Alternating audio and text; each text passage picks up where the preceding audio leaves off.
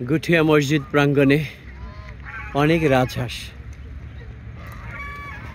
একসাথে এতগুলো রাজহাঁস আমি দেখিনি। এই যে আর একটা রাজহাঁস দৌড়ে যাচ্ছে, এই তো রাজহাঁস পেখম মেলে যাচ্ছে।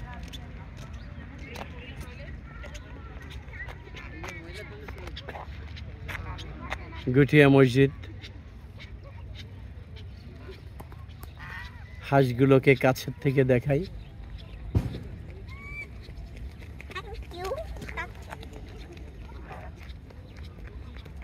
অনেকগুলো,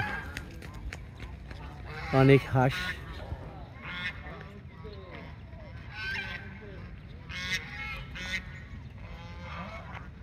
মসজিদ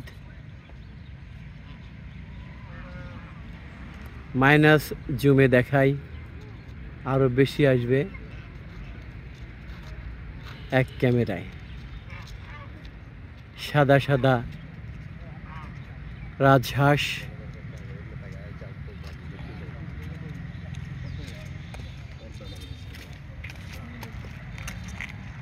বড় একটা পুকুর আছে। এই যে রাজহাঁস আবার পেখম মেলে যাবে, ডানা মেলো। মানুষ,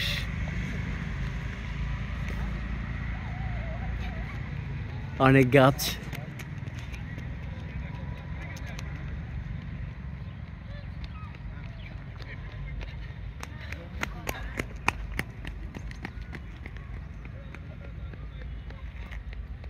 এবার মসজিদটাকে আস্তে আস্তে কাছে আনি, আরো কাছে আনি।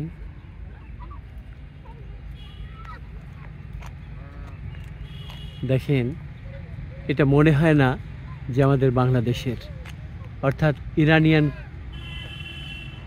ডিজাইনে বা সৌদি আরবের সেরকম ডিজাইনে করা এটা।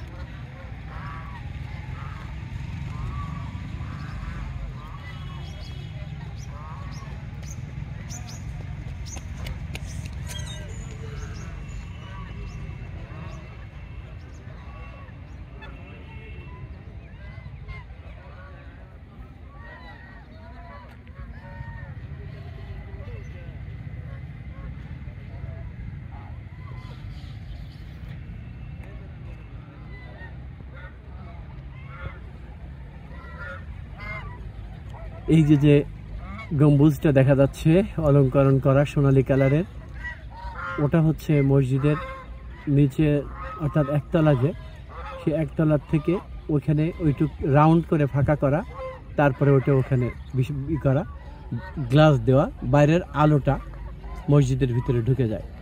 আমি বলছি যেটা ওই যে সোনালী কালার দেখা যাচ্ছে ওটার কথা। আর এটা হচ্ছে মিনার।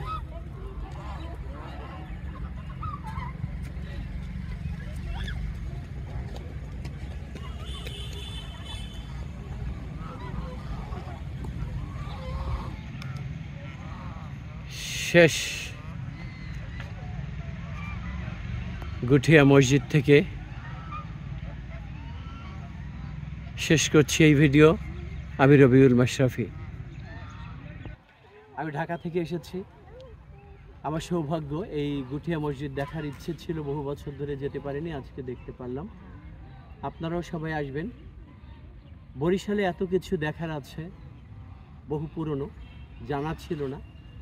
যেমন বিবির পুকুর, বেল ইসলামিয়া হোস্টেল, কসাই জামে মসজিদ, দুর্গা সাগর, গুঠিয়া মসজিদ, কবি চারণ কবি মুকুন্দ দাস, কবি কামিনী রায়, যে কবিতাটা সদা ভয় সদা লাজ, করিতে পারি না কাজ সদা ভয় সদা লাজ, সেখানেও আমরা যাব।